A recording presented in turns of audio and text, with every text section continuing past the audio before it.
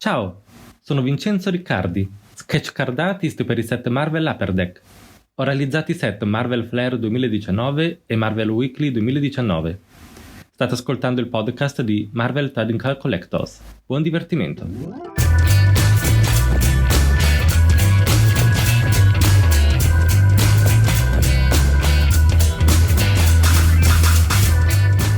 Hello everybody, my name is Ian Taylor and welcome to the Marvel Card Collectors podcast, brought to you by the Marvel Cards Fan Collective, an awesome community of card collectors and creators. You can find our two groups on Facebook, details of which are at the end of this podcast, so come check us out. With me is my co-pilot in all things Marvel cards. On any ocean-going voyage, he's never going to book into steerage and will be first class for the entire trip. In fact, one could say his cabin is on the upper deck. It's Norrin Rad. Hello everybody. I'm so high class. I love it. You are high class. So sir. fancy. You are. That's kind of a lead-in, really, to our guest this week. Yes, we have another guest, folks. 2 weeks in a row. Don't say that we don't spoil you. So our guest this week, you'll know him, possibly, potentially, if you've been on some of the various forums and Facebook groups, as UpperDeckMatt. And with us this evening this afternoon, it's evening where I am, it's morning where you are. It's Matt Rogers from UpperDeck. Hello, Matt. Hello, how's it going? Really good. Thanks for joining us. Thank you. Thank you, Matt. No problem. I've kind of seen your name around on the forums, and I've seen your name on Blowout and various other places, but I know nothing about you and what your role is at Upper Deck. Mm-hmm. Apart from the fact that they kind of wheel you out to talk to us unclean, unshaven collectors. So tell us about yourself. What do you do? Where do you come from? So my role at Upper Deck is product development manager. Basically, the short version is that so for all the product development managers, we have to basically build the products out from starting at essentially a pen and paper stage. So what we'll do is we will basically say, all right, we need a product, and I want it to contain the following. And it'll be, a base card that is X amount of, or a base card checklist that is X amount of cards. And then I'll say, I want these inserts, and then I want these autographs, and then I want these sketch cards. And then I'll say, all right, now I need these base cards to fall at this many per pack. And then I need this insert to fall at this many per box. And I need these sketch cards to fall at this many per case. Basically building a product, an entire production run on maybe 2 pages of an Excel document, because it's all just it's challenging and it's all a balancing act. It's kind of trying to get that sweet spot, or that center area of what's going to be what people will really be wanting to try and pursue and try to get. And there's a bunch of variables with it. A lot of the hockey guys do essentially the exact same thing. At the moment, my role is predominantly Marvel and entertainment based. I've been in this role for about 6 years now, actually almost 6 years to the day. And during that time frame, like I said, mostly entertainment, mostly Marvel related stuff. I do a little bit of hockey and a little bit of oddball, like not the stuff that can't really be categorized in hockey, entertainment, or Marvel. But yeah, like I said, mostly Marvel related stuff. That's been my whole world for 6 years. Wow. And so did you join Upper Deck 6 years ago? Yes, I did. Right. So did they bring you on board when the kind of Marvel license came on board? That's kind of sounds about the right time. I missed the initial return of the Marvel license by about, I want to say 3 years, 4 years, because our first release was Iron Man 2. Right. So I missed that boat. I was originally on the East Coast. I've been an East Coast person pretty much all my life before I moved out to California. I was bumping around between pretty much Philadelphia and New Jersey. Mm-hmm. So when I was out there, I was working out there, and I had lost my job where I was, and I had a good friend from high school that I kept up with, and she said, why don't you try looking for a job out here? So I was like, what do I have to lose? I started looking through various areas, and I saw Upper Deck, and my mind immediately went to baseball cards because when I was a kid, I collected baseball cards, and obviously Upper Deck was very big in baseball. So I was like, they have a product development role. You know, my previous job, I was an editor for an independent comic book company called Zenoscope, if you guys are familiar with them. Yeah, I've heard of them. Yeah. Wow. So I had a lot of comic book knowledge. Like, part of my job was being aware of what's going on with Marvel and DC. I put in my application. I wasn't expecting it to go anywhere, but I got a phone call. It was a couple weeks later. They said, hey, listen, we want to do a phone call with you, you know, with a couple of the people there. Did the phone call. About a month later, they're like, listen, we want to fly you out here to talk with you. Flew out. I was here for a day and a half. I saw my friend. I flew home. The next week, they're like, when can you start? So I had, from when they said, when can you start, to when I actually started, I had about a week and a half to get myself across the country and ready to roll. Wow. And all your stuff. And all my stuff consisted of whatever I could fit into 2 carry-on bags on an airplane. Everything else was still in my parents' place. Yeah, because that's where I was at the time. But it slowly has been being relocated out here. I think the only thing that I'm still missing is my core comic book collection, which is just it's too massive to ship. So it's like every time that I decide to drive back to New Jersey, I'll load up the trunk of my car with a couple of boxes, and then I'll drive it back this way. Slowly but surely. Yeah, it's getting out here. Yeah. And how big is this comic collection? Just give us a sense of scale. Long boxes. Number. I don't know the number of boxes. But I think the last time I did inventory, it was about 18,000 books. But it was a lot. It sounds like a lot, and I know it is a lot. But I'm sure that there's someone out there that's like, my collection. You know, there's another guy that I work with that I think. His collection is about 35 to 40,000 books, I think he said. Wow. I don't even know like how you store and contain some of that stuff. It's just it's crazy. Small city maybe. Yeah, it's definitely dwindled a little bit, and I'll say that like the majority of the books that are in my collection are probably considered like $1 books or $2 books. There's not a whole lot in there. The keynote stuff that I do have, I want to try to hold on. Like, I have a first print run of like the first 15 issues of Saga. Nice. I'm going to hold on to those for as long as humanly possible. I'm going to upset you now. I sold mine. No. I had to. Actually, to be fair, you're kind of to blame. I'm sorry. Marvel Masterpieces 2018. Technically, he's right, though. That makes sense. That makes sense. Yeah, I sold a few things to be able to afford that set. So I mean, I'm of the mindset that, like, unfortunately, I don't live in the world of the rich and famous type setup. You know, at the end of the day, I'm just a working guy like everybody else. Yeah. And I can really only afford one hobby at a time. So before it was comic books, I used to collect. I did trading cards, and before trading cards, I did coins, and before coins, I did stamps, going all the way back. And like, now I don't collect comics so much. Like we were talking earlier, I do video games. That's the thing I'm working on right now. So in order to migrate from one collection to another, I need to have essentially a funding to get that collection started. So as I slowly dwindle down my previous collection, it's funding the next collection. Yeah. That's what we all do too. We talk about that all the time, keeping money in the PayPal. That's right. That's pretty much it. Yeah. Well, before we started recording, we were talking about games, because obviously listeners won't know this, but we can see some PS4 stuff behind you, and we can see crazy some other, good stuff. And you said you were a gamer. When I decided to bail on Sega Mega Drive, I sold best part of 120 of them within about a month. And that was the lion's share of cash that I put towards Masterpieces 2018, along with some other comic stuff.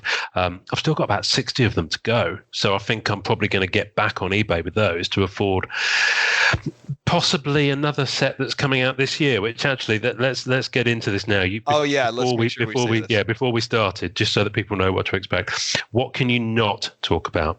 So there's a couple things that I can't talk about. Obviously, anything spoiler related to Marvel. So I can't talk about anything that's happening that is not already public knowledge. So like, obviously Marvel has released their plans for phase 4. basically I know what you know and what they've officially announced. I know that there's a handful of movies coming up through I think the end of 2021. But apart from that, like I can't mention anything else. There's a few other things. Any products that have not been officially announced, I can't really talk about. Again, just internal NDA type stuff. Just trying to stay below the radar and not have the chip on my back explode.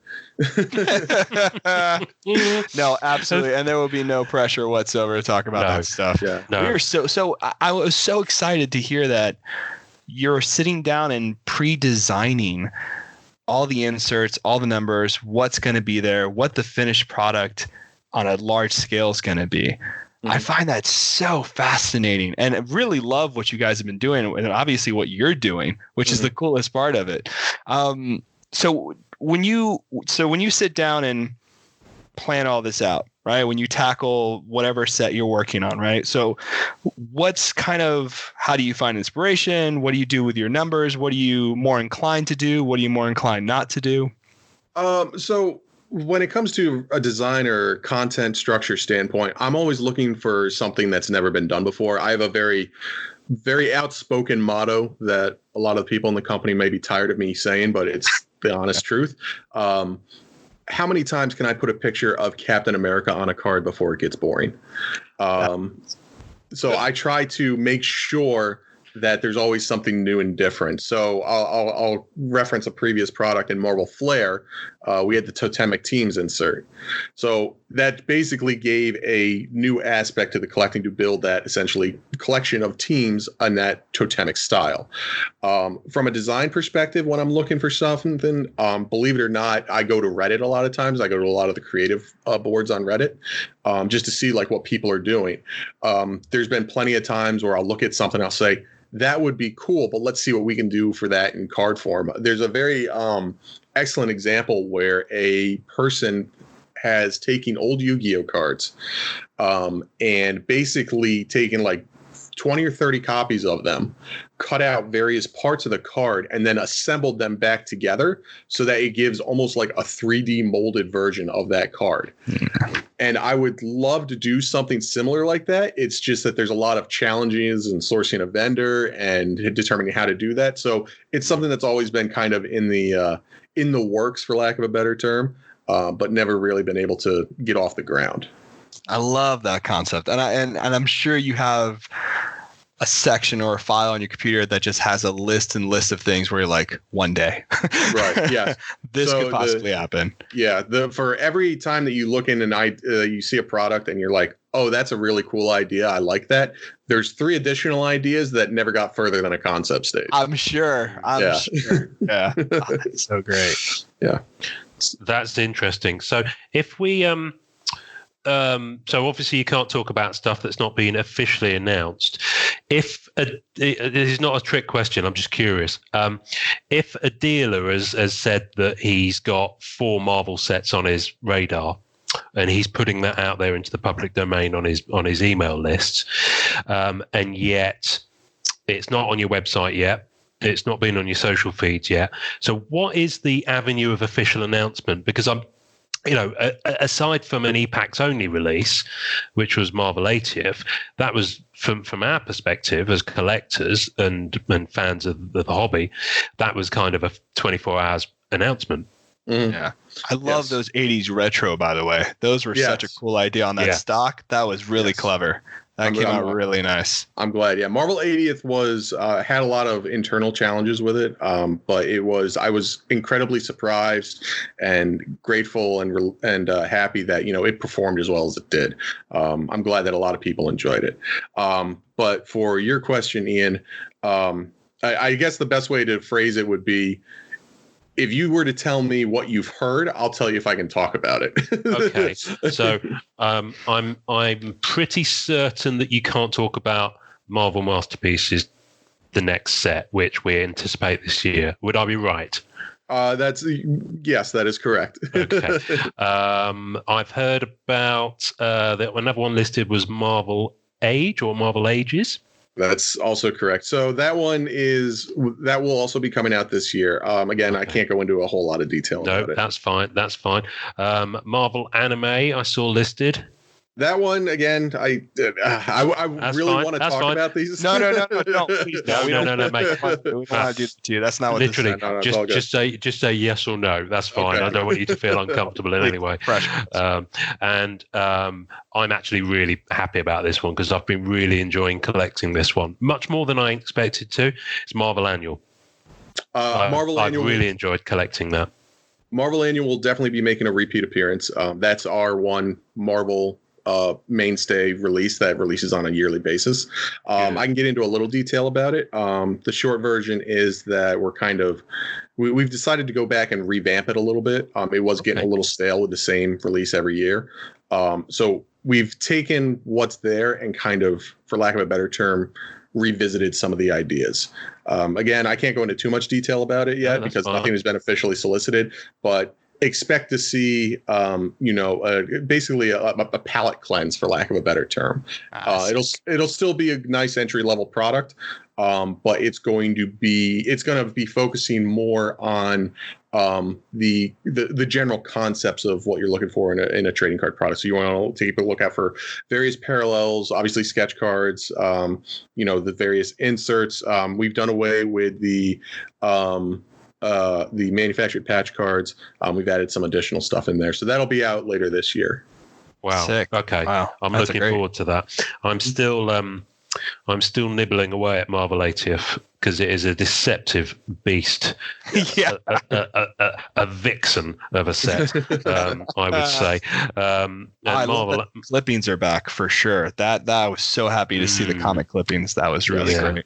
Yes. And those came out so nice. They're so. I looked at what's really nice is that because it's on ePack, you can see the person who's making those cuts for the comics. You can see what they were thinking and how they had to be limited because pages shared and what they did with composition and framing. I thought they did such a good job. There was such a really good variety of ones. I thought it was really clever. I really love those.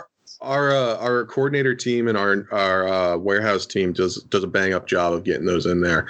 And it's not like we go to it's not like they're produced in mass where it's like literally just they send the comic into a machine and it cuts it out automatically. There's literally a person there with a metal die and a rubber mallet that has to look at the comic book, be like, all right, there's a good panel, whack, whack, whack, move on to the next panel. So, if you're seeing hundreds of panels out there, there's someone that had to go through and cut hundreds of times to get all those cards. Hey, I would if that was something I was paid to do for a living, I'd be if they need volunteers, I'm happy to do it. I'll let them know. They're really beautiful pieces. So I guess the question I did want to ask, this is one of my questions, maybe it's a little premature. What's your favorite insert? What's one that you've either worked on or one that you've had in the past, something that you always get kind of giddy about? I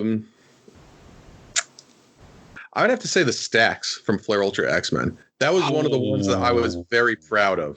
That one took a little while and a little convincing and a lot of trial and error. But that was probably my favorite one to put together. Those are nice too. When I see him I haven't personally got a chance to put any together, but it's always something where I'm always flirting with it, where I'm like, can I get all the Colossus and put some together? I love that color and the design is so strong too. It was definitely a challenge. Looking back, always hindsight's going to be 2020. But looking back, if I could make changes to Flare Ultra X-Men, the thing that I would do would probably make them more frequent because a lot of people did have a challenge because there were so many various characters and you had to collect all 3 layers to complete it. And then some of the ones were short printed. People just became very frustrated with it. They liked the concept, but they didn't like the idea of having to jump through a lot of hoops to, finish their favorite character. Yeah. So that's the thing though, when you make things rare, you're gonna have to, jump those hoops. Yeah, it's just hard. It's hard to get around that. I can imagine. That's part of the It's part of the Sorry. fun too. No, it's all good. It's part of the fun too is that if you work really hard, if you got that character and you have to jump through those hoops and you finally complete it, there's that sense of completion and satisfaction at the end of it. I always think to myself, nothing worth having in life is going to be free. It's got to be something that you're going to work for. Try to, really press yourself if you really want it. Yeah, well, Norrin did that very recently. Have you heard about his spot quest? Oh yes, I did have seen people looking for the spot for. I did see you post on the Facebook page a couple of times looking for the silver web foil from Flare Spider-Man? No, the rainbow web foil. Oh, the rainbow web foil. What a nightmare, man! People did not like me. I was begging. I was crying. I was just trading. It's interesting because I'll get on there and people will have. All it takes is one person to ask the wrong question once, and then they'll be like, "I don't like this person. I'm going to block them." I've been blocked. We're so mad. Oh yeah. I'm of the same. I agree 100%. And I felt bad. It's actually funny. I just sent someone a trade recently, and in the comment, I always put in the comment, I'm always like, I am really sorry, because I feel bad because I'm pestering people. I know I am, and I know I know people are bad at that. But I'm look, I'm really sorry. Whatever you need, just take it. And I always have someone who comes back who's like, you didn't offer enough, or you didn't offer much. I was like, when I say please take it, I mean go ham. You know what I mean? Please take what you need to make this work.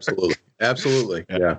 Yeah, but that's been really fun. Well, Norrin, I'm going to ask you because you asked Matt about your favorite insert or part of a set recently. I'm actually going to be honest. I actually know it, and I've been really thinking about making a full set of this. It's going to be the preliminary arts from 2018 Marvel Masterpiece. Nice. I'm such a I've always personally sketch card wise, a lot of people like the fully painted stuff. And just make it look as much like a base card as it possibly can, which I get. I love those two. I'm not even going to lie. But for me, I love seeing an artist make those changes. I love seeing that blue line. I love seeing the sketch. I love seeing that personality in the work and seeing that from Bianchi on those pieces. And then, of course, being able to get a redemption card to get a preliminary art piece. I mean, that was perfect. That was sublime. I love that. That correlation was great. Yeah, a lot of people. There was a lot of positive feedback from the preliminary art piece, both as the insert and as the redemption. And the really interesting thing about that insert is that because I'll see art as it comes through. A lot of the art preliminarily, or I'm sorry, some of the initial layouts and drawings that they do look completely different from what the final piece is. Some of Simone's pieces were like that as well, where you see the preliminary piece and then you look at the actual card itself with the completed piece. And you're like, wow, there's been so much change that's happened, or it looks like almost two different pieces. Yeah. So all the artwork always looks I try not to be too critical or judgmental when initial stuff comes in, because I always think to myself, oh, this is just a layout. This is not a finished piece. But I'm always trying to make sure that it's and my art department or my art acquisitions team probably hates me for it, but I'm always like, can you make that just a little bigger, or make that just a little smaller, just tweak that just the tiniest bit? I can only imagine that's so hard not to say anything and do anything. And when I look at stuff and I'm like, that's not perfect, but it's okay. I'll just bite my tongue and I'll just say awesome and proceed with. So are you where the buck stops then in charge of that? Are you actually in charge of that team, or have you got a whole team under you, or are you one of several in your role? I'm one of several product managers. So like I said, I handle the majority of entertainment stuff. The other three the other three product managers will handle a lot of the sports stuff, because obviously Upper Deck is still predominantly a sports company. Yeah. So I will not necessarily, no one directly reports to me. It's more of, I'll get the entire team together. So it'll be art acquisition, creative, design, operations, marketing, project management, brand team, business development team. I'll get everybody together at about a year and a half before the actual product is scheduled to release.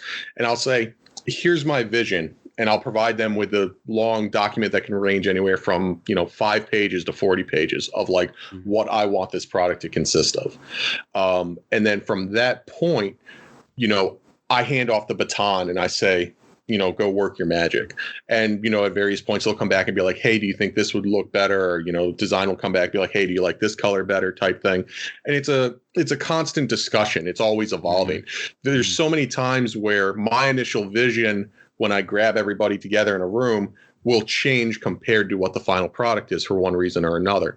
I'll come back and say, hey, listen, I don't think that this is working out as well as I want to. Let's make changes. Or, hey, I don't think that this ratio or this insert card is working. Let's drop it. There's a bunch of different factors that can come up between the time, especially since it is such a long production window. I mean, if you think about a year, it's not like it's a couple of days. With a year, there's so much that can change between my concept today and when it releases a year from now. So there's always a little bit of volatility and fickleness associated with any given project. Wow. So as we're talking now, it's 29th of February. So it only happens once every 4 years. Hey. So in theory, you kind of know where you're going up to, middle of 2021? From a product standpoint, I have a general idea of what's going on through 2021. Okay. And even a little bit beyond that. But again, there's always stuff that's subject to change, always variables at play. So yeah, I have a general idea of what will be coming out through probably middle of next year. Okay, cool. So when you have that meeting with all the departments, and it sounds like a huge company, actually. It sounds like there's quite a lot of people there. There's about 200 total people employed there. Wow. And that's through our main office here in California. And then we have a warehouse and a second office in North Carolina. Oh, that's the one that Norrin is frequently threatening to burgle. Yeah. If you've ever gotten a redemption, it comes out of North Carolina. Yeah. If you have any break-ins. Don't worry. I know where it is. And I drive by it every day. Oh, do you really? No. I know. I'm just doctors kind of weird talk. No, I actually don't know. I should go look. I'm here. I should go see where this place is, but I haven't done it. Yeah, I don't. Cease and desist. Cease and desist. I've only been out there once, and here's the thing: is that if you were to drive by, it would look like literally any other office building. I would think so. Yeah. There's no helicopter landing pad on the roof. Yeah. The buildings where the magic happened frequently look inconspicuous, is my experience. So when you get in that room. And that's kind of, up to a year before when you have that starting gun meeting, as you like, and it actually drops either on the shelves or onto e-packs or a combination of the two.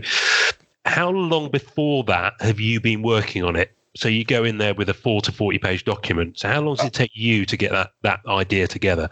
It depends on the size of and scope of the product. So as an example, let's use Marvel Premiere from 2019.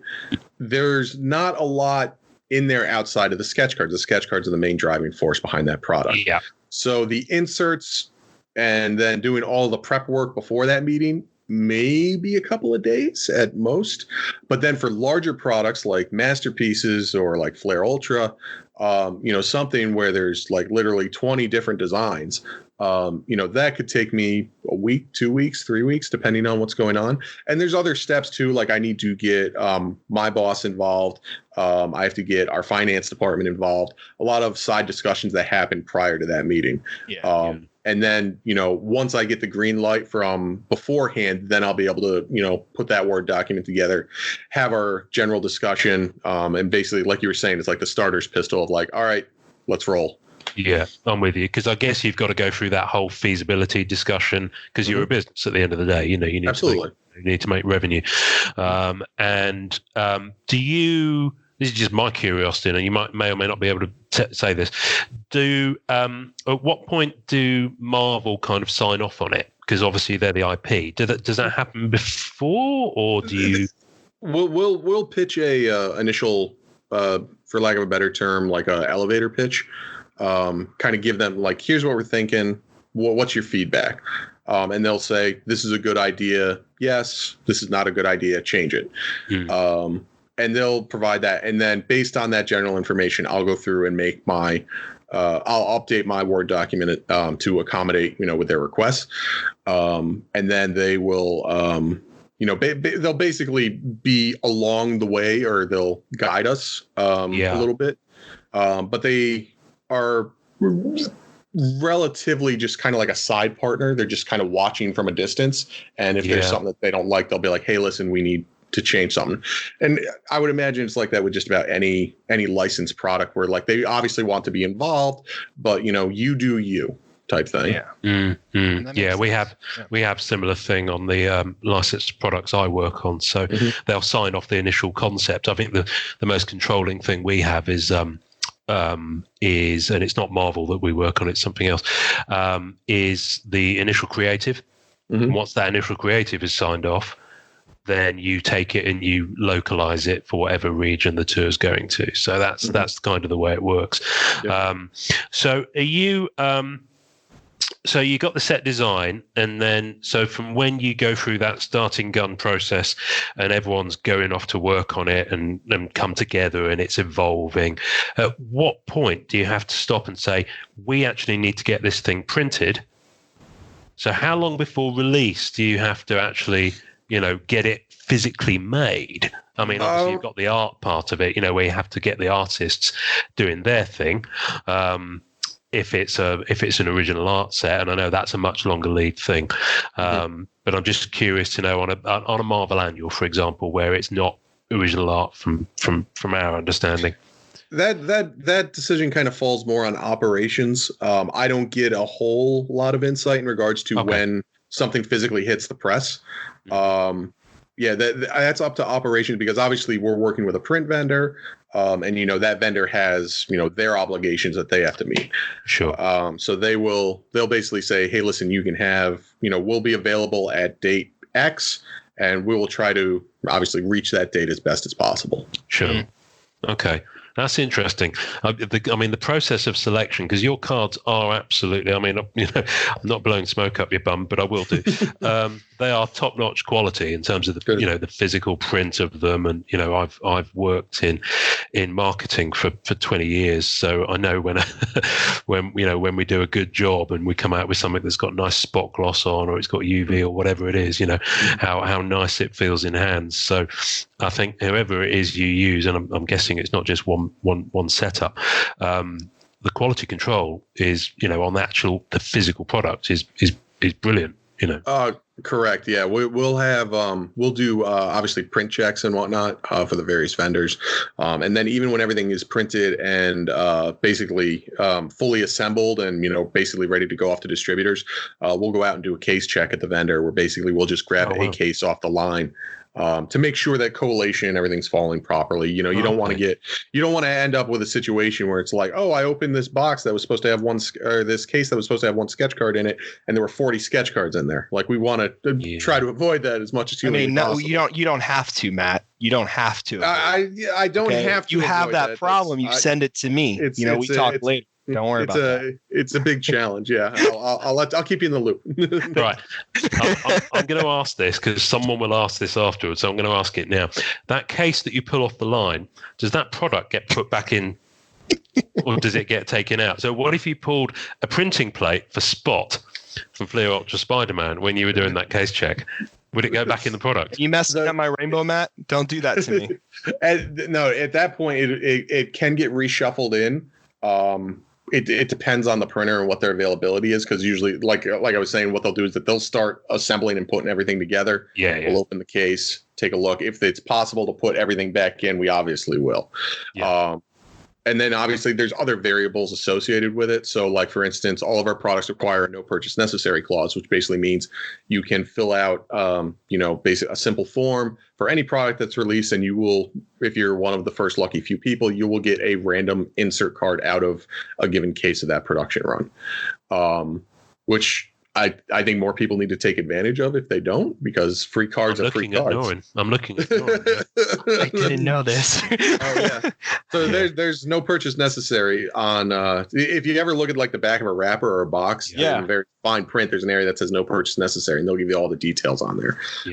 But basically we'll hold a case aside specifically for that.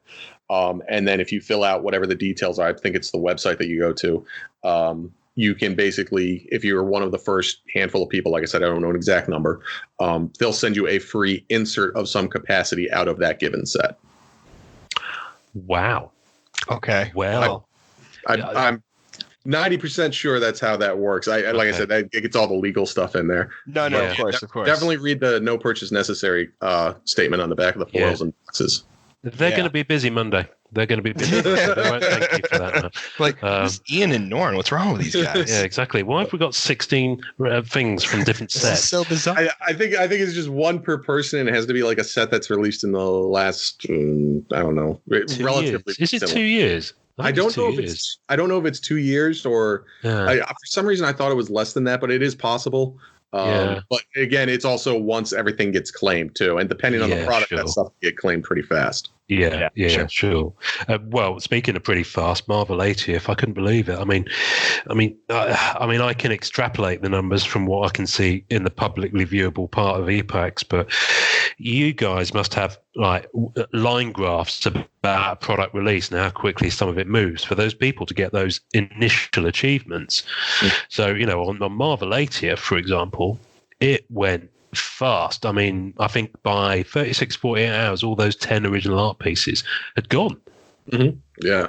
And that like I was saying earlier, that one was very interesting because, usually the publishing stuff that we do, especially when it's non-original art, is up there for a while. I mean, Captain America's 75th anniversary was up there for 3 years, I want to say.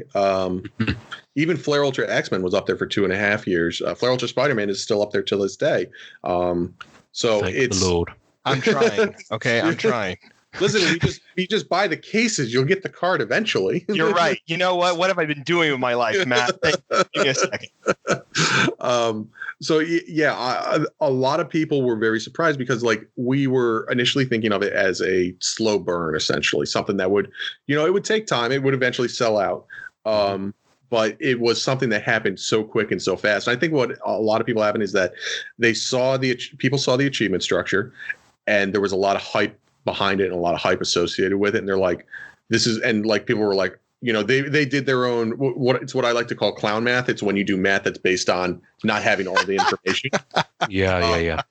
So people were doing their own math, and they were saying, okay, there's probably only another 50 cases, just for argument's sake, left of this. So I better buy now with the hopes that, I can either A, hit something pretty awesome since it's still available, or 2, I can use it to trade to someone that is obviously working to try and complete their set. Mm-hmm. And I think that played a large part in it. But I wish I got to see like the literal statistical graph of like the sales velocity of it. Yeah, that all crazy finance team. But yeah, when because I think it sold out in like less than 2 weeks or something, 3 weeks, something like that. It was ridiculous. It was very quick for any Marvel Masterpiece. Marvel Masterpieces did. Marvel 80th was the redemptions I was talking about, but Marvel Masterpieces was 11 days. Yeah, it was very short. I think it was either 2018 Masterpieces or 2017 Premiere that has the fastest sellout time from a production run. Wow, that's crazy. That's incredible. The Far From Home did a similar thing with those initial Tom Holland autographs. Because I remember just watching on the site, and it wasn't a product I personally went for, but I remember just watching the number of sketch cards that you could see available, and just working backwards and thinking, okay, well, not all of those, there's going to be a lot more that's locked or have already been transferred off. And if you think about how they fall, so this is me doing my clown math, as you put it, which we very much practice that all the time in the group. It's a religion. It's a religion. Oh yeah, understandable. But then I figured out, okay, well, that's how much is sold, and this was 2 hours after it had gone live, and I was like, wow, So I mean, hats off to the guys that do that. But and they're great. I mean, great pieces too out of that set as well, which is really awesome. Yeah. I mean, I'll do my own math because, like I said, finance usually has the fine details, and they usually don't come in immediately. They're usually a couple days delayed. Sure. So what I'll do is whenever something releases on EPAC, I just go in and see how many available cards are currently viewable in that product. Obviously, there's going to be a margin of error, but I just work backwards. All right, there's 10,000 cards. I divide that by number of cards per pack, packs per box, boxes per case, and I'll say, oh, we've probably gone through this many cases. Obviously, again, with a margin of error. Yeah, of course. Yeah, no, it's reassuring to know that we do a similar thing. Well, we kind of actually lose interest halfway through and just say, well 16 times in 200 cases. There we go. And then the member who's really good at math is like, guys, come on, this is just way too easy. And they're just doing it for us. We're like, thank you for doing that. From what I'm told, the sports side is equally as interested with a lot of the math and statistics associated with it, where they will literally build out. There are people that will build out spreadsheets and say, okay, this many cards have been claimed for this insert. They'll change it, and all the statistical numbers will change. Yeah. Based on seeing that one other card has been pulled for a given insert. Well, that is very much an inherent part of sports, especially US sports like baseball. That stats thing is very much a part of the mentality of that sport. It's very much part of the culture of it. So it only kind of feeds in that would be, would follow through to the card side of things. I've recently dipped my toe into the NFL cards pond, and it's a truly terrifying place in terms of the volume of product there is. So I got to ask you, this is just my own curiosity, with obviously you being from the UK. Is there for lack of a better term, an American football in the UK? No, there is talk. There are games that play in the UK every season. So I think there's 4 games that play in London, and they're officially part of the NFL season. And I think what they will do is they will either go to the Wembley Stadium or the new Tottenham Stadium. The Tottenham Stadium was specifically built to be capable of and of a scale of housing NFL games when they came over. So that was part of the redevelopment of that ground. And they are immensely popular. They've really increased the popularity of the sport in this country. I'm what you call soccer is football over here, which is why it's called American football over here, whereas you just call it football. So for me, I couldn't give a flying monkeys about soccer, and I literally live opposite a Premier League football ground. Oh wow! I could. If I went to the front of my house, I can see it. And it's about 100 yards away. But the NFL is growing in popularity in a huge way. So much so, there's talk of a major franchise possibly coming here in the next decade. Wow. Interesting. Wow, that's really as a permanent thing. And there are quite a few players now. Well, I say quite a few. I mean, there are thousands of players in the NFL, but there's quite a few bigger players who have started in the UK. Nice. In either rugby or other sports, and made the jump to American football. The frustrating thing for me, sorry, it was a massive segue, but you are. It's all right. I'm a chatty guy. So when people in there are some people in the UK who say, American football is just rubbish. They have to wear helmets because they're just so. It's not a real man's game. Rugby, we don't wear helmets and all this sort of stuff. And then I see, some of the guys who used to play professional rugby who've made the transition to American football, and they come back and then they do interviews in the UK and they say, you don't know the first thing about it. It's so much more physical. It's so much more tactical. There's a reason why the pads and the helmets are needed, Yes, so, absolutely. And then if you talk to an Australian, they're like, have you ever seen Aussie rules football? I have not. It's the equivalent of cage matches. If you translate cage fighting to football, it is that full on. I mean, properly. Wow. You watch it and you think, are they fighting or playing sport? Oh wow, that's That's intense. Yeah, Aussie rules football. Anyway, I digress. It's all good. So I had a question for you. I had many questions for you. You've actually answered loads of them. This is just again curiosity. So of all the guys at Upper Deck, you're the one who has the UpperDeckMatt. So you've obviously gone out into the rather choppy waters of the internet to engage with people of our collector ilk. Why you? Did you volunteer? Was it something Did you chose draw the to short do? straw? Like, I mean, I'm guessing you're doing this. were you You're doing this on a weekend. Bad, Matt? Don't lie. Yeah. No, I'm just curious because you're doing this on a weekend, you see. So, Right. which is because when we set this up, I assumed you'd do it in office hours because, you're representing Upper Deck. So surely that should be on the clock. Correct. But at the same time, during the office hours, I have work that from my perspective and probably from my boss's perspective, this would be considered an optional thing. I'm a big fan of collectors, regardless of what they collect, that I'm willing to help out the hobby as much as I possibly can. Well, you're one of us. Yes, absolutely.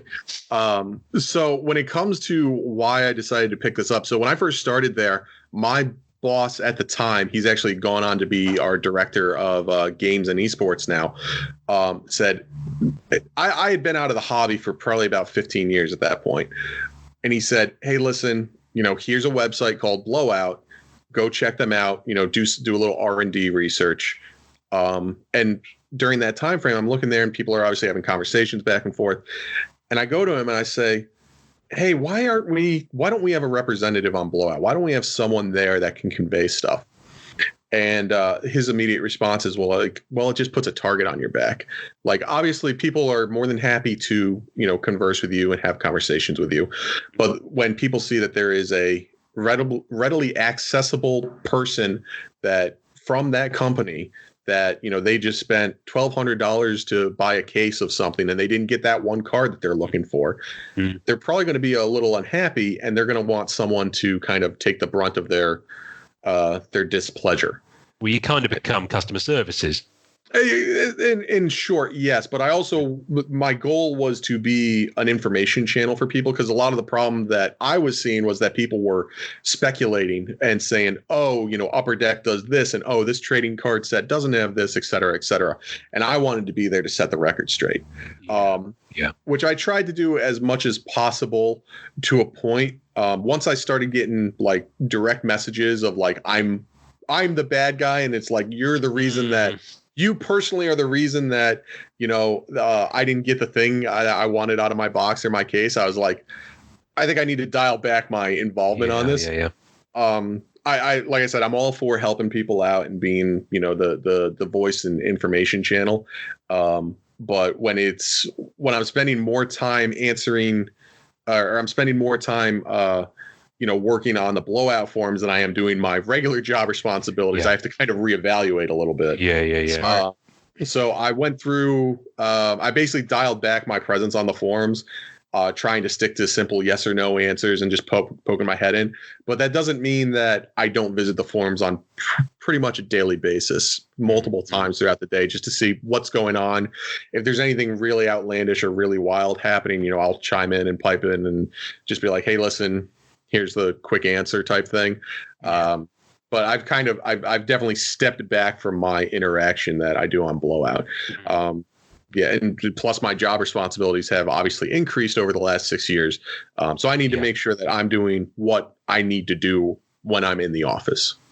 Yeah, absolutely. No, that makes absolute sense. It's interesting. So do you, because I know you guys have got a social team and I've seen content they've done when you've been at, cons, for example. So there was a con where there was a big did you have a James Bond trading card game product? We did. We had a James Bond trading card game come out, I believe it was last year, September, October, somewhere around there. It was the beginning of August, I want to say. It was Gen Con last year in Indianapolis. That's it. Yeah. And it was all focused around our core game called Legendary that we themed a Bond theme around. So we had like the gun barrel as like an entrance, and then we had like an Aston Martin that I was used on. It was one of the films, I think it was Her Majesty's Secret Service. We had one of those there. Don't quote me on if it was Her Majesty's Secret Service. I'm not 100% sure. I know that there's a lot of Bond fanatics out there, and if I'm wrong, they're going to come after me. It rings a bell. Yeah. But yeah, so we themed everything around Bond, and then obviously we had the James Bond trading card set that released earlier in the year. So yeah, our social media team is very active with a lot of the conventions that we go, and obviously there's one team that is specifically designed for the entertainment stuff, whether it's gaming or trading cards, and then there's another team specifically designed for the sports stuff. Yeah, because they must be fed up to the high teeth of me tagging them in posts. No, showing off cards.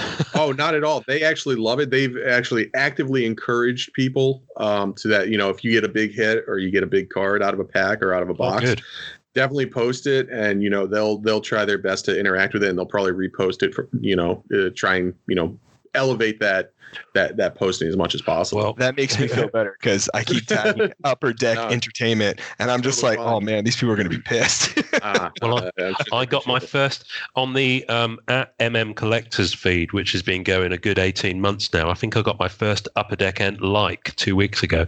Nice. So they're starting to recognize you. I'm finally, every morning they wake up and they'll have all these pings because, of course, everyone who likes the post you get tagged in is going to be pinging. So yeah, they've probably put me on mute because I know there are a couple of guys from, and I don't think they're necessarily in your team, but I think there's a couple of guys from the Artist Liaison team who are in our group on Facebook who sometimes interact, and really sweet guys actually. And I think there's a couple of your customer service guys as well who do have profiles, and on Instagram you can see they're called @Upper Deck first name. So that seems to be the format. You've started a trend there. UpperDeckMatt, it's Upper Deck Ian, and Upper Deck Norrin. We should create accounts and pretend to work at Upper Deck. There you go. Give me a second.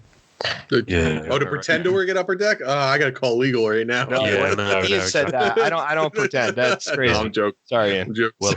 We'll edit that one out. So this year, so you've got sets. You can't talk about. I've got. This is a question. So you'll have heard.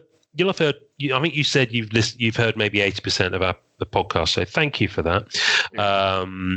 One of my things.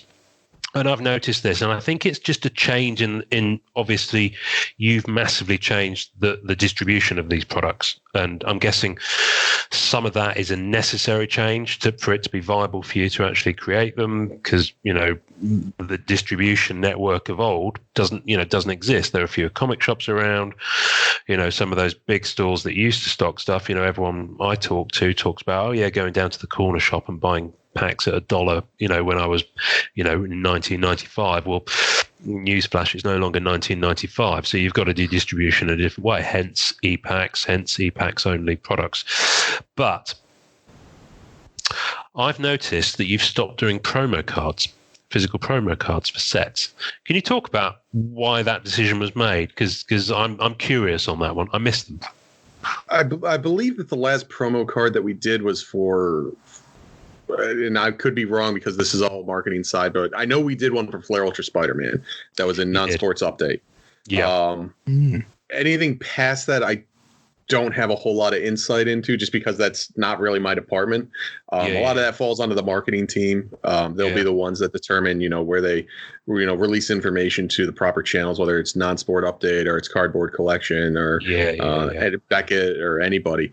They'll be the ones that kind of determine that, because obviously they have their marketing budget set aside and planned out in regards to what they want to do.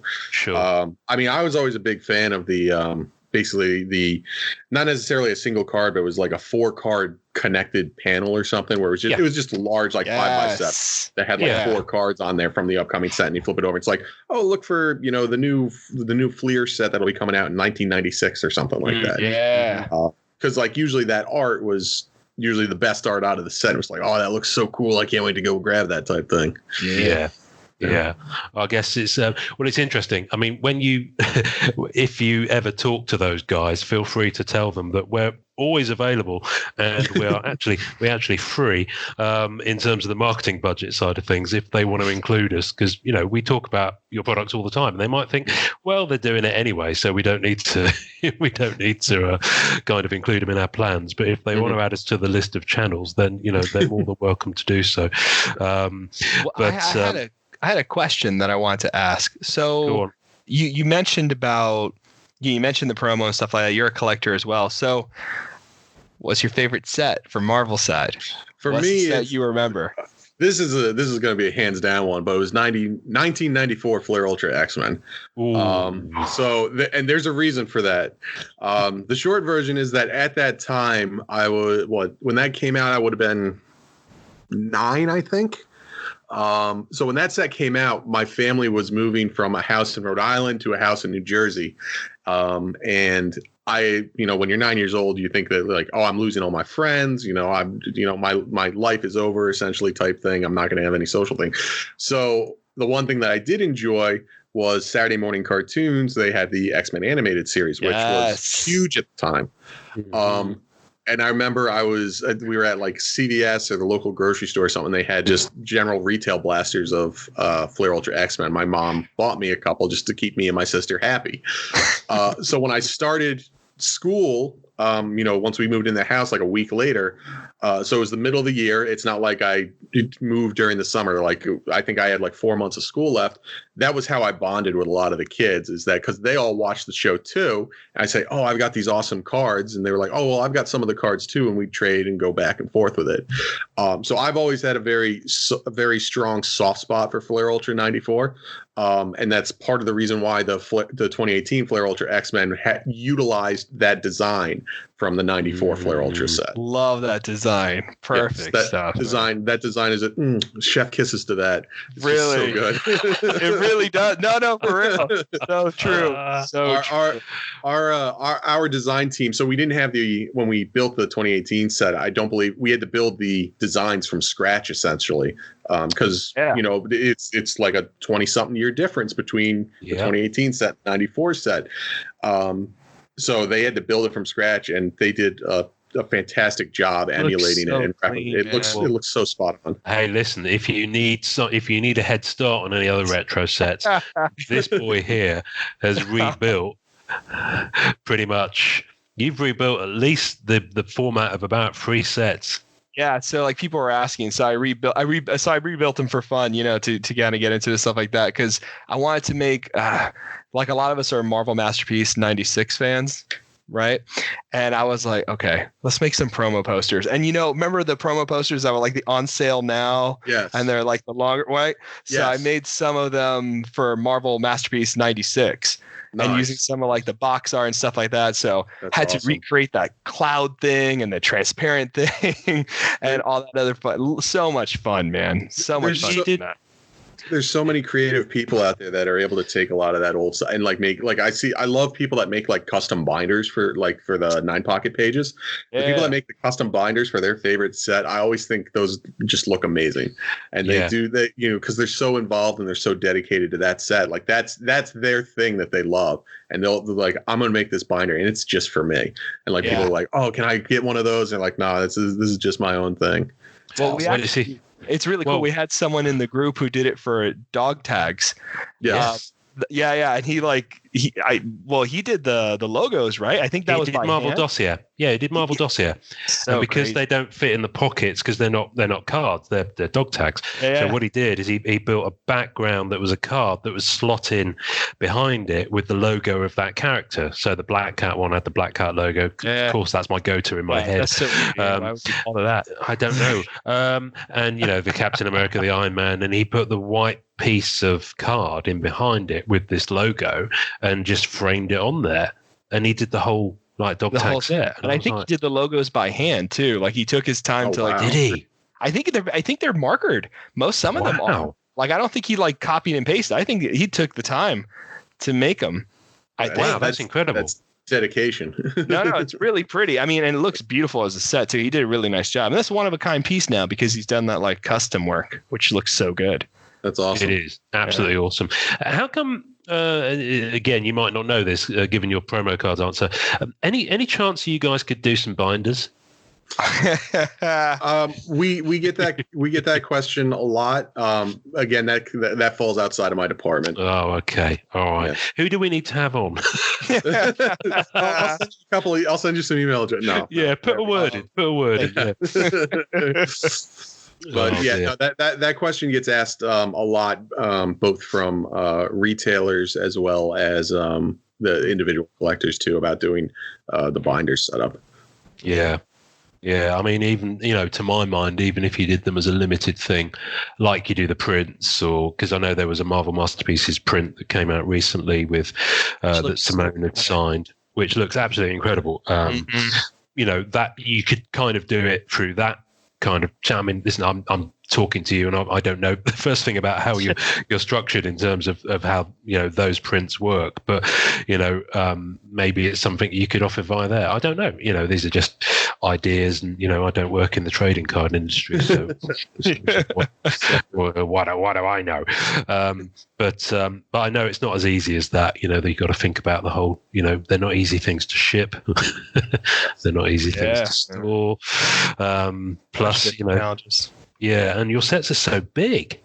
Correct. Yeah, they can definitely range in size. Like, I actually think that if you exclude the sketch cards out of not Masterpieces, Premiere, I believe that's actually considered one of these smaller sets. But like, yeah, I would. I think it was the Flare Ultra sets are probably from just a pure card perspective. Like Flare Ultra Spider-Man, I think is one of the largest sets I ever had to put together.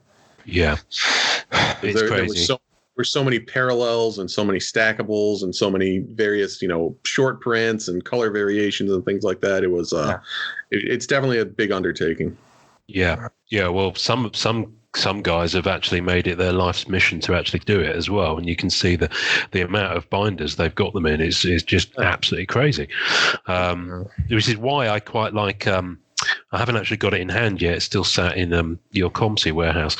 But the Marvel Weekly set. I'm quite looking forward to getting hold of that, because that is really nice. It's designed for 9-page display. I love that. Thank you for doing it. Yeah, seriously. Because whenever I get the top 10s from Marvel Annual, I just kind of silently and then out loud curse. And it is now you that I will curse, Matt. Okay. In the nicest possible way. But I'm really looking forward to getting hold of the Marvel Weekly set in hand, because I just think it was a pain in the bum to get, but it looks like a beautiful product, so I can't wait to actually have it. That one overall was also like a relatively small product, because only ran for, I don't know the exact number of weeks, but I think it was like 36 weeks. Yeah. Or Ian's like 36 weeks. 36 weeks. The really nice thing about that is that it brought a lot of non-Marvel collectors into the Marvel universe, because it was limited to however many packs it was given it in a given week. 499. Yes, thank you. Sorry. when you have 20 products in various stages of development. No. Ian was going for this so hard. Poor guy. Every week, I would post on the group. As soon as the news went up of what the character is, I had a post that went up on the MCCW group that I don't know if you're in, but every week it would go up there, and people would be like, right, this is the post that I comment on, and this is the post that I say, I've just missed this, and and every week, and it got to the point where I was literally, I'm hoping no one at work hears this, but I was literally like ducking out of meetings, pretending to go to the toilet to write the post, to then come back to the meeting. Well played. Don't get in trouble over it. That's all I can say. It's way past that, I'm afraid, Matt. I think but are you have you got, you probably can't tell me this, but I'm going to ask you anyway. Have you got Marvel Weekly planned to make a return?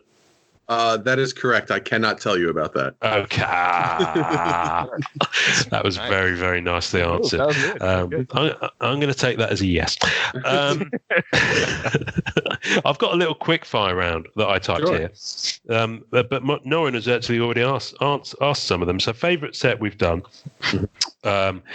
Favourite, this is a cheeky one. Favourite artist.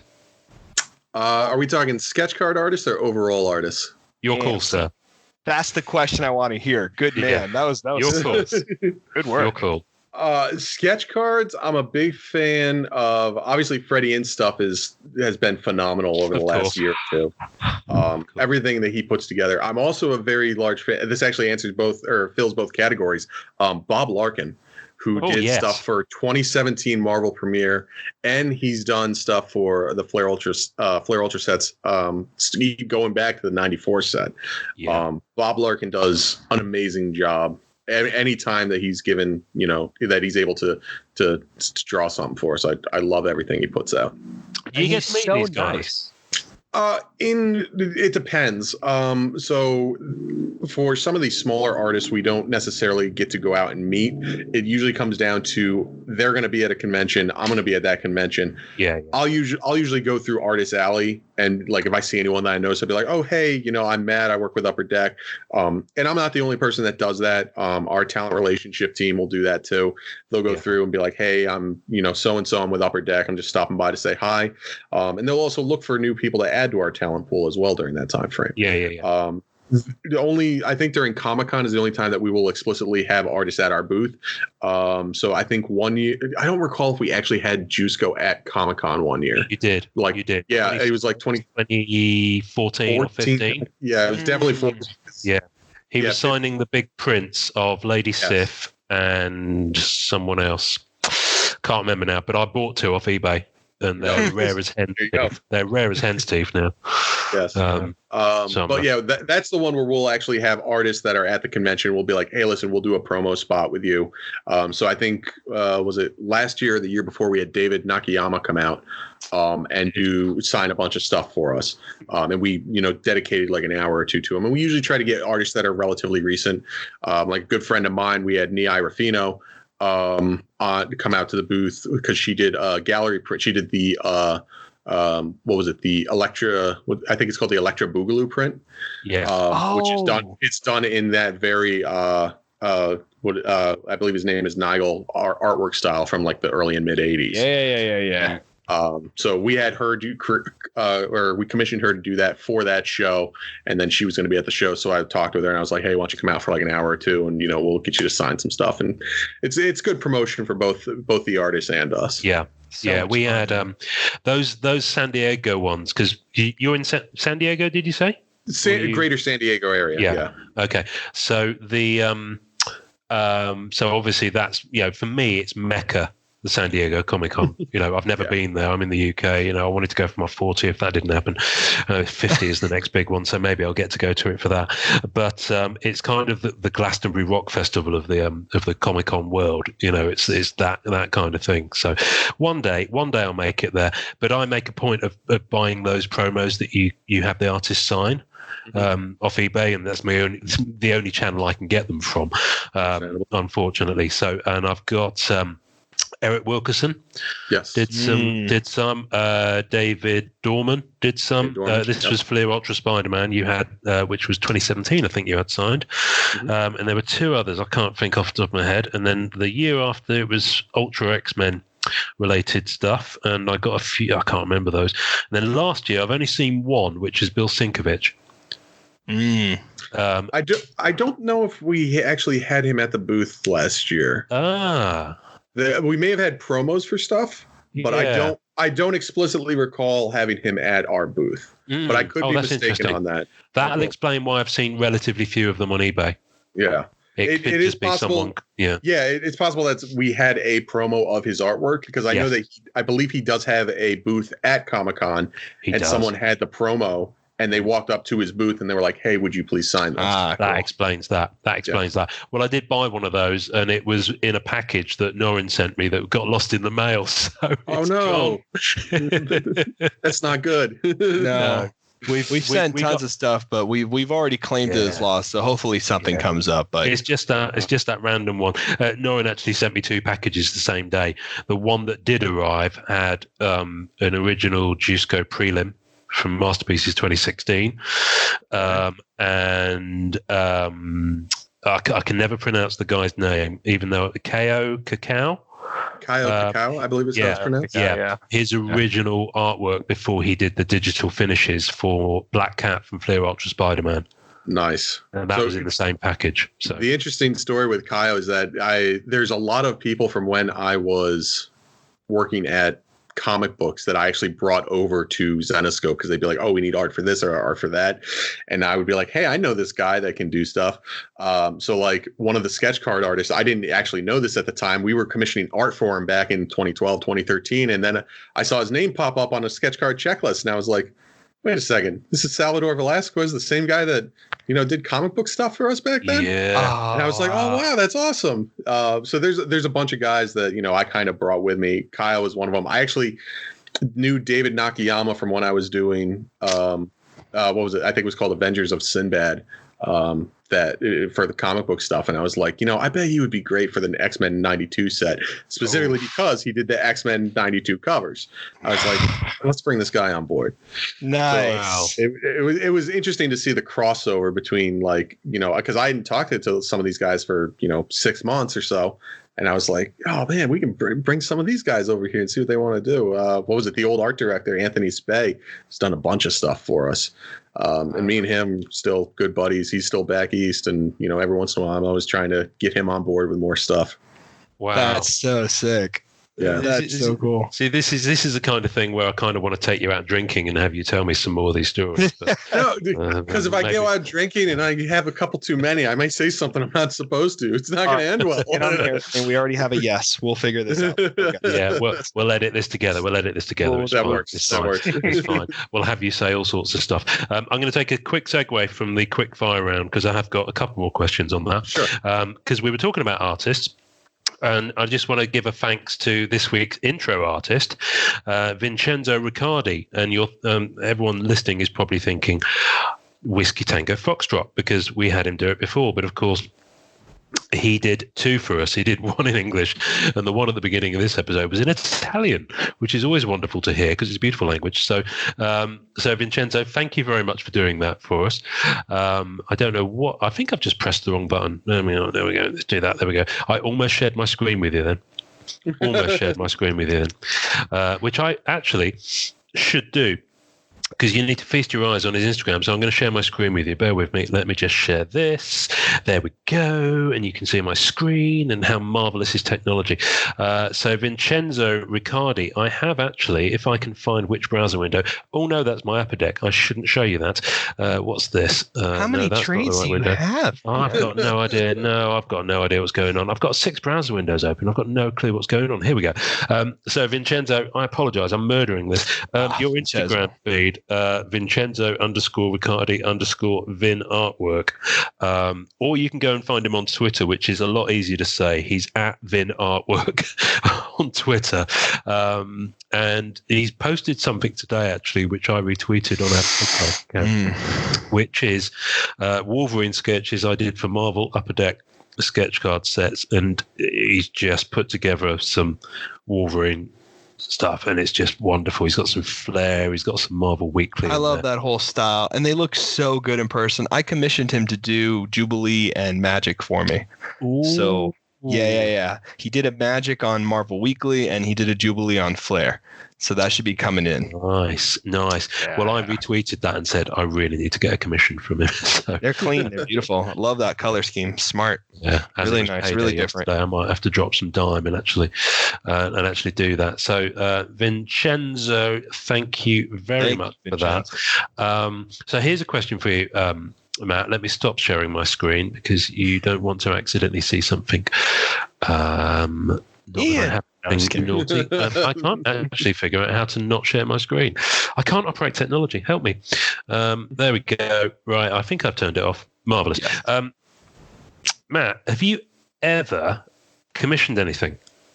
Me personally? Yeah. I have. From a sketch card artist? Well, anything. I've gotten stuff commissioned personally, usually from friends or people that I know in the industry that I personally like their art style. I have a 11x17 portfolio at home with just some of the stuff that I've commissioned. Like I said, I got stuff in there from Nei. I've gotten stuff from Greg Horn. I've gotten stuff from a good friend of mine, Holly Golightly. So I have my own little collection of like sketches and just line art, nothing crazy. Yeah. I think I actually had something from what was it, Billy Tucci as well. Ooh, okay. Wow. And like I said, that's all just private collection stuff for me. From a sketch card perspective, I've not specifically done that because I like the 11x17 size just because it gives them a lot more canvas space to work on. Yeah. I'm usually a big collector of the blank sketch covers that you can get for like any given Marvel comic book where it just has the name on it. And I can literally walk up to them and be like, hey, here's a copy of Wolverine. Can you draw me Wolverine doing Wolverine stuff? Great art direction there. That's good. Wolverine doing Wolverine stuff. It's perfect. Actually makes a lot of sense when you think about it. It does. What does Wolverine do? Make him do that. Green stuff. That's usually where I go. This just because it gives them a little bit more ability to get stuff done, a little bit more essentially canvas space. Get a little more detail in there. Yeah. I've got 5 blank Black Cat issue 1s ready for when I A, have the money, and B, choose the artist to do them. But I'm looking forward to that. Who's your character? Are you a character guy, or are you? I am a character guy, and I'm not ashamed to say this. Colossus is my character. Yes. I have I don't know if you can see it, but I have the cover of X-Men 390 tattooed on my forearm. He Colossus, really good, man. He kills himself to cure the legacy virus. That was probably one of my favorite books of all time. I know he's not a like one of the A tier or top tier characters, but he's always been my favorite guy. Wow, great, man. Love that. You realize I'm that character, yeah. I'm going to need a picture of that tattoo for the tasting notes, Matt. I'll see what I can do. I think I got one lying around. Do you actually? Because obviously you come up with the ideas for the product and you see it through the whole process. Do you actually collect any of the product that you've worked on since you were one of the things started at UpperDeck? So when I first started, like I said, I'd been out of the hobby for about 15 years. And when they offered me a job and I started getting a steady paycheck coming in, one of the things I did for my own research and development is I just went out to my card store here and I just bought a bunch of just stuff in general, just a bunch of sealed product for me to rip. Yeah. And it was sports, it was entertainment, it was, oddball, non-sports stuff, just for me to rip. So I have that stuff still. As I'm probably not as avid a collector as I was, 15 odd years ago. Just because, there's a storage capacity, set up in my current living conditions. So I can only house so much. One of the things I am trying to do is basically have for lack of a better term, a living inventory of everything that I do. So I'm trying to collect like a sealed box of everything that I've worked on, and going forward, everything that I will work on, just for my own archive of things that I've created. So it's like even when I was doing comic books, I had a full run of every book that I edited just for my own personal history type thing, just to have that available. So I'm still trying. Yeah, I'm still missing a couple of products. Like I'm trying to find a box of 2018 masterpieces that's not astronomically expensive at the moment. I don't think I'm going to have any luck with that. Matt, can you not just donate an organ or something like that, man? I mean, you've got 2 kidneys. I mean, you can always just exactly. I'm already down to 1. Yeah, Ian's out. Any more, Ian can make it. So yeah, I try to keep like a living going forward. Like I said, I started about a year ago. I'm trying to keep a living history of everything that I work on. So I always make an effort to at least buy a box of anything that comes out. Yeah, I was wondering if you could hook me up with a physical box of Marvel 80th, just so that I've got the complete thing, because I like to have a box and a wrapper in my binder. Do you think you can muster all of those?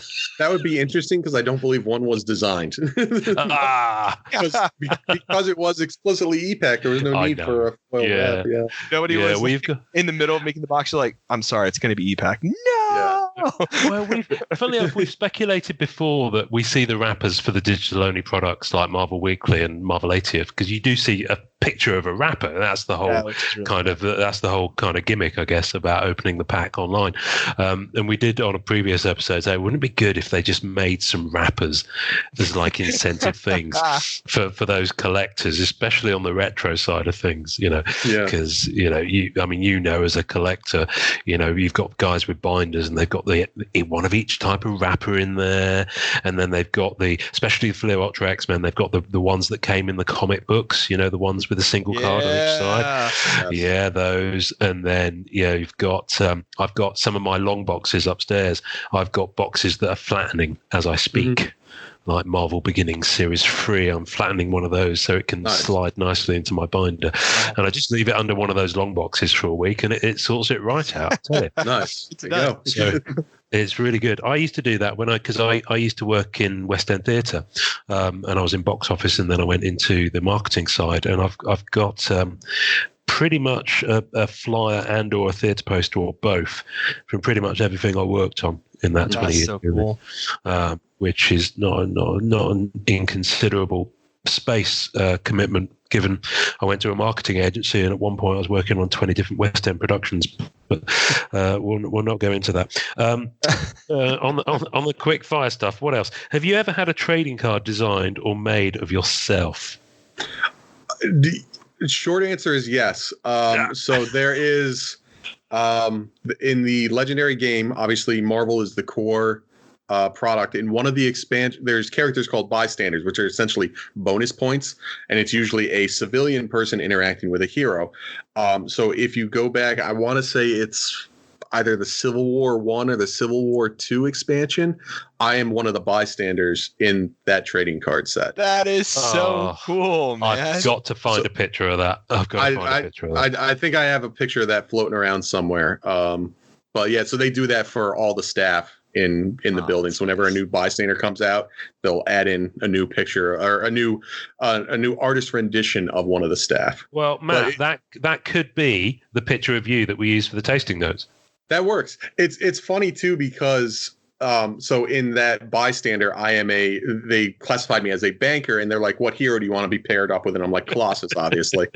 But it's just a goofy picture because the concept is Colossus is returning stolen money to a bank, but it's just me holding this giant burlap sack with a giant dollar sign on it, and it looks like I'm giving the money to Colossus. It's very interesting. But yeah, I can probably dig that up for you. That's awesome. Oh, I'm so looking forward to doing that. That's so cool. We have an enormous amount of fun doing the social content for this podcast because Norrin made this little frame that's designed to look like the Marvel Universe Series 1 cards that you'll have seen us use, I'm sure. Yeah. And it's just so much fun just fitting stuff within it. It just kind of lends itself. So you're about to be immortalized in that. Do you have a favorite Marvel Cards group on social media? That's a leading question. That's a cheeky question. There's only two, right? There's the Masterpieces Collectors Group and there's the MCC Collectors Group. There we go. That's what it is. Right? Here's a big burlap sack with a dollar sign on filled with sweaty I'll take cash. that money. Yeah, I'll take that money. Oh God, I think I've answered. I think I've asked all the questions. I mean, the obvious one is if you open an office in the UK, hit me up. I'm available for weddings, bar mitzvahs, funerals. Nice. I think we've lost Norrin. Where's he gone? Shameless. I'm shameless. Well, listen, I've got someone from Upper Deck on. They make the stuff that we talk about at the moment. So, I might as well haul myself out. Matt, I don't expect you to have an answer for this. Do you have any questions for us? Doesn't matter if you don't, and that's putting you on the spot. I just thought, I didn't come into this thinking with the mindset of firing a couple of questions your direction. I was thinking more of like, you guys will have questions for me, but I guess my immediate, I'll skip the easy question of like, what's your favorite character to collect? Because I already know those answers. Ian won't shut up about it. Okay, gosh. I guess that my one question, which would actually help me out, is that if you could see one thing in a Marvel trading cards, whether it's publishing or theatrical, if you could see one thing in a Marvel trading card set, what would it be? Like, give me your wildest dream.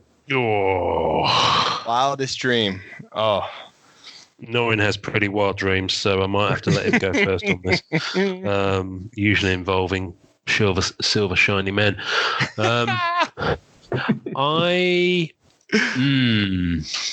This is a tough one. This is a really tough one. Okay, I got one. Go on. Like an artifact card.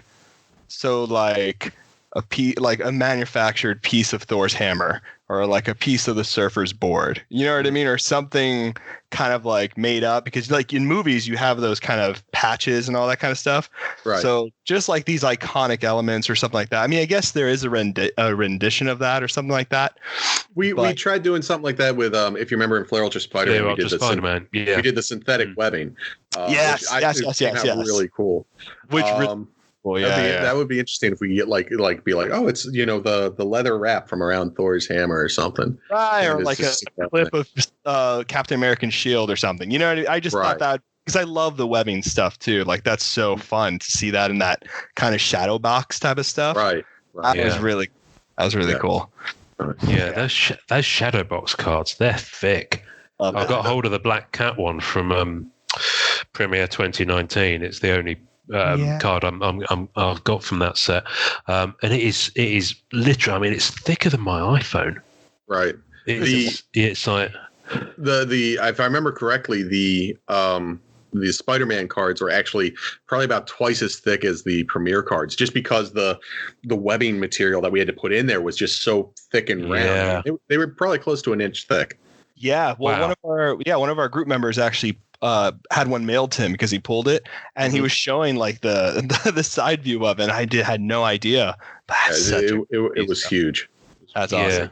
Up until then, the thickest card I had on that spectrum of kind of, because props and things, we've talked about this, was from the Lost set, where they took pieces of the plane that they used in the pilot.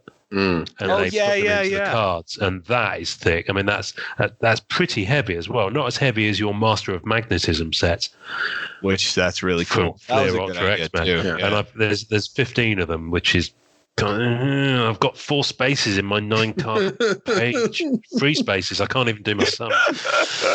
So I'm kind of thinking, was there an incentive for that? But no, there wasn't. But that is heavy. I mean, if you drop that set of 15 on your foot, you'd know about it. So they're metal cards. You've done some pretty inventive things. I'm just kind of struggling to think of stuff. What would be cool? I missed the 94 holograms. Just going to put that out there. Yeah, proper depth holograms. The Marvel Universe ones that had that like color variation, that 3D. Yes. Those were so sick. Not the ones like you did in Beginnings, but proper. I love those too. Depth holograms. I don't know. Yeah. Would be a very welcome return. And I'll tell you what, and I'm sorry, I'm going back to stuff that's already been done, but it hasn't been done for a while. Is there was a Surfer Prism set, I think Comic Images, and they were pretty good. I mean, they were light on LSD when you look at them, but they were pretty bonkers. Well, the speckles and the kilogram. They're kind of on that. They're kind of on that wavelength, aren't they? Yeah, they really are. But that was a full set of those. Yeah, that was pretty. which was pretty out there. Obviously, Glow in the Dark's been done. Scratch and Sniff has been done, and I know you guys have been kind of plumbing the whole retro. Scratch and Sniff. There was a Punisher set. Cigarettes? Huh? There was a Punisher set with Scratch and Sniff cards. No way. Yeah, I'm not. I'm going to bleep this. I shit you not. I'm not sure what they were supposed to smell of. Maybe gunpowder. That's scary. That's a new one for me. They happened because I know one of the guys in the group, fellow countryman of mine, Richard Wright. Good evening, Richard. He was looking for one of them for the longest time. Oh, wow. And I think he finally achieved that. I kind of go back to the whole kind of making it personal to the collector in some way. And this is just blue sky thinking, so it might not be feasible in any way. So obviously there's the have yourself on a trading card. So that could be an incentive prize of some sort, to do. And maybe not just 10 of them. I think you want that to be a bit wider. Certainly for me, I'd like to feel that I've got a better chance of getting that, and it being, but it being completely random as opposed to first to spend the most. Because from a collector's point of view, the frustrating thing about the Marvel 80 from the Far From Home ones is that it literally was the biggest wallet gets it. Mm-hmm. And so that was quite frustrating, and it felt kind of like a lower middle upper class thing in terms of the spending power that you had on e-packs to get those. But I'm just thinking, and I don't want to take bread out of an artist's pocket. They obviously have artist APs that you give them, and then that's a private arrangement, albeit needing approvals at the end of it. That's a private arrangement between the artist and the collector. But I'm wondering if there's some way to bring an element of that into the product, so that you can, so it kind of ties it up with the personal nature of it. But I don't know. I'm just thinking off the top of my head here. That might not be feasible, and it might set a whole slew of your of your content creators. I guess. Okay, so then I did have a question then, because that was an awesome question, and I wish I had a better answer too. I'll think of a really good one, and I'll email it to you. I'm like, my wildest dreams. Can I pause you? Matt, do you mind if we put that question on the group? Sure. I would love to see the responses. Yeah, I think that, and the whole, listen, we're in this because we love the hobby, and we're not in this to be, there are elements of the fact where some of his stuff doesn't land as nicely as others, and some of it's preferred more than others, and you're big enough and thick-skinned enough, I'm sure, to be able to take the rough with a smooth on that. So, and I think that's part of it, is that, again, let's say no holds bar. You could do literally anything. I can give you the stars, and obviously, there's the reality that has to set in, unfortunately. Yeah, and then you have to settle for somewhere in the middle. Yeah, but it might give you the germ of an idea to develop something that you've had thinking about, a way to realize one of the things in your bucket list folder, if you like. Because ultimately, we do want to help you guys do these sets as much as you'll enable us to, and as much as is feasible to. Yeah. So, whether you engage with us by coming on the podcast and asking us questions, or you just lurk and see what we're saying on the group, I don't really mind. I'd like to think we help out in some way. So, but I did want to on the question. Sorry, we love to help and do anything we can, of course. I guess my question, the question I want to ask you is, like, what's the one idea you keep coming back to, but you haven't found a way to do it yet? Ooh, I don't know how much detail I can get into about that. I'm trying to think something I could talk about that'll. That's probably a rough area. Just too because much, too much. It's too much because anything that, like many companies, anything that is thought of or conceived of is technically Upper Deck property while I'm still an employee there. Yeah, it's IP. And so I can't be, quote unquote, divulging trade secrets for lack of a better term. For sure.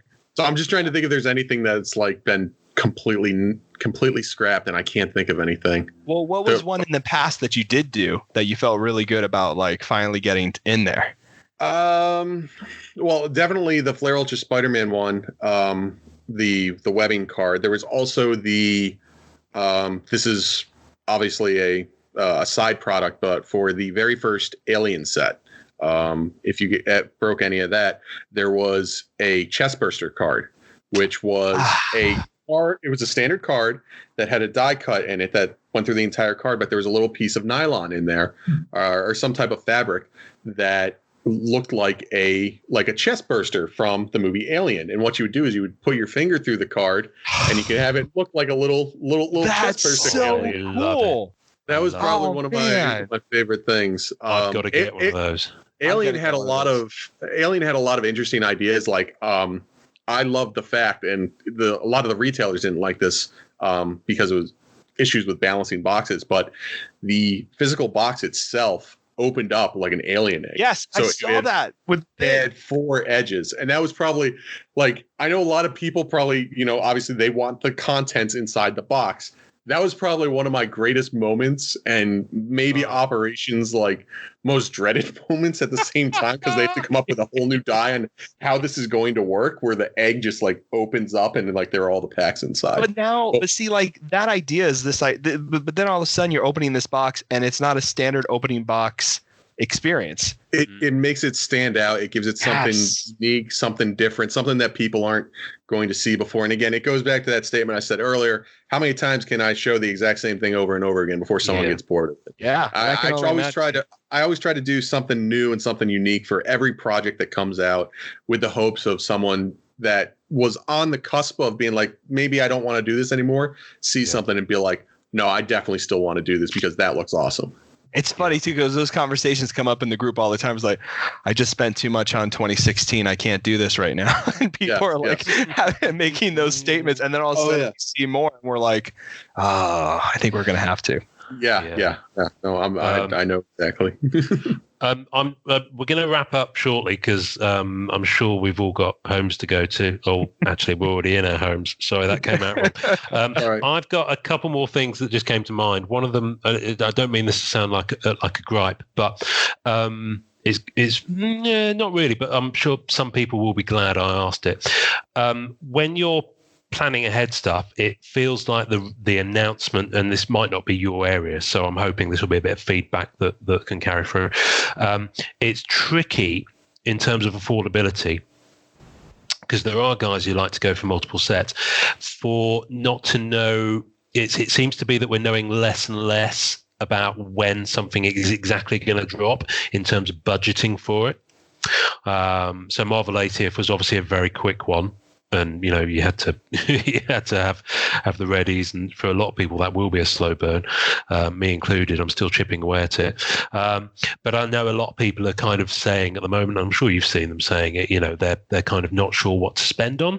They've got to choose this or that because they simply don't know when it's going to be coming out. Mm-hmm. I don't know. You might not have any feedback in that, but I was wondering if there was maybe a production or what you're allowed to say by the license holder reason for the kind of release dates being quite short notice on some things. A lot of that comes from our brand and business team. Like I said, I don't have a whole lot of input or decision making on that side. All I could say is that if a product is delayed, there's probably a good reason it was delayed. Yeah. No, that's fair enough. Okay. Well, I guess we'll just have to carry on.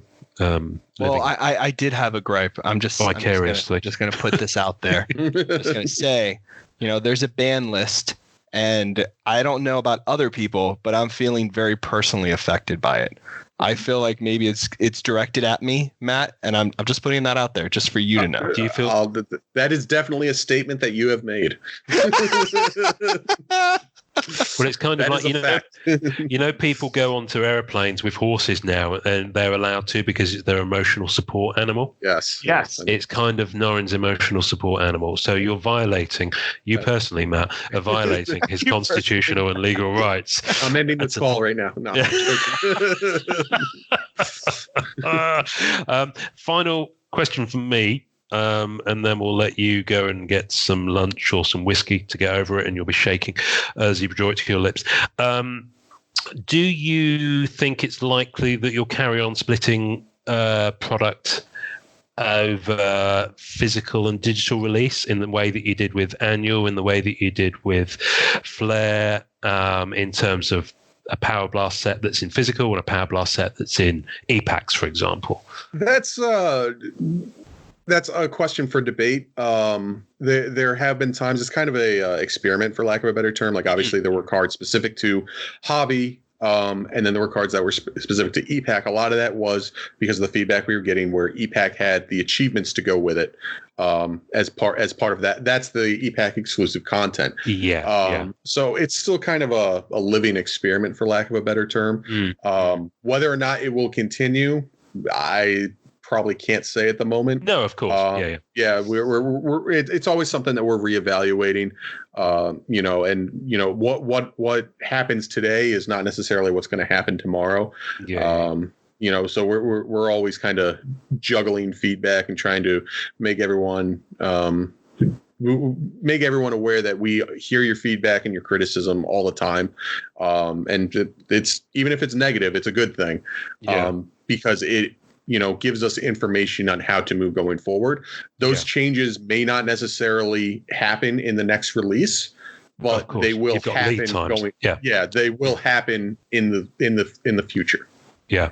Well, we always try and be as constructive as we can, because there's no point in, setting fire to the thing and then throwing it at you via the computer, although I'm sure you've had people do that to you from what you've alluded to.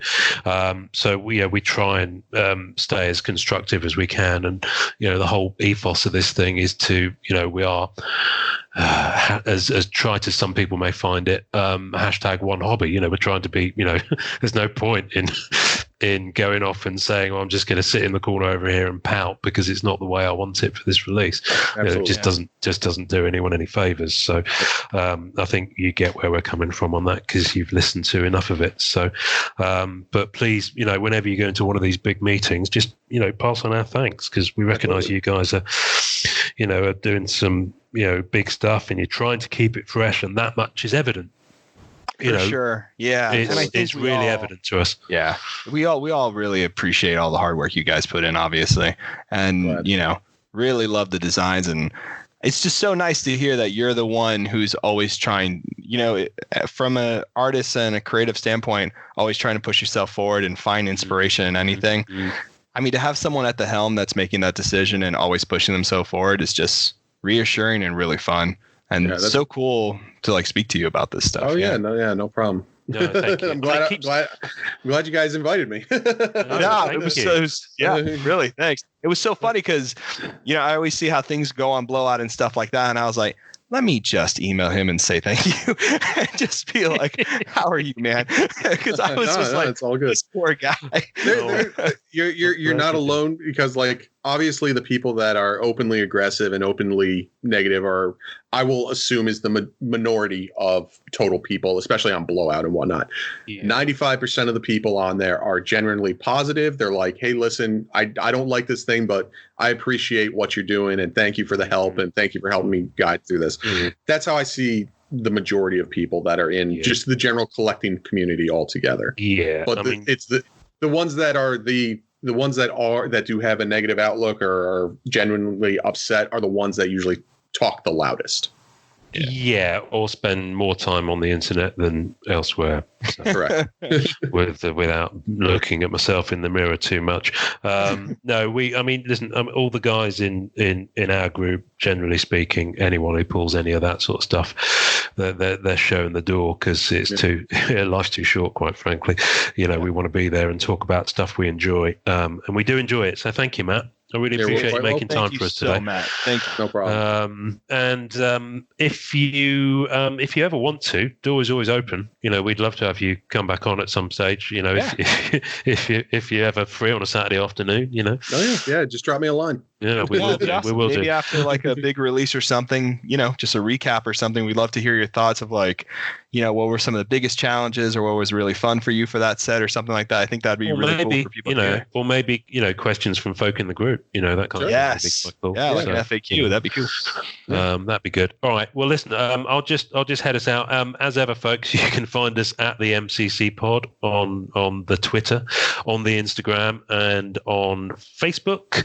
And I've got no idea what we're coming up next week, because we haven't planned it out yet. So we didn't even know for sure we'd have a guest this week until when we recorded the last interview with Jaylin Warner. Now, the reason I came up with the questions thing for you is that Jaylin came on and he had a list of questions for us, as I'm sure you may have heard. So I did. But bless him, he's a character. We love him dearly. Thank you, Matt, and thank you everyone for listening. Matt, you've got to see us out on this podcast. You know how we sign off. Oh, I think I could do that. Hey, chat. It's Matt from Upper Deck. I want you to get a little close, have a little fun. Maybe pour yourself a nice glass of wine, a little drink. Enjoy collecting out there. Perfect. Oh my goodness me. I'm so glad I'm sat down right now. Thanks for listening to the Marvel Card Collectors podcast. You can subscribe via our home on anchor.fm/MCCP. Leave us a message via that link with questions, comments, or just to say hi, and we may even play on the show. We're also on iTunes, Spotify, and all major podcast platforms. Our podcast is at the MCC Pod on Facebook and Twitter, and you can find links on our Facebook page to the two groups MCCW, Marvel Card Collectors Worldwide, and MMC, Marvel Masterpieces Collectors. On Instagram, find us at MM Collectors and at Sketch Card Hive. The great music we use is called Rocket Power by Kevin MacLeod. Thanks to the collectors, artists, and creators who support the Marvel Cards Fan Collective. We'll see you next time, and remember, it's a small hobby but a fun one. Make mine Marvel and enjoy collecting.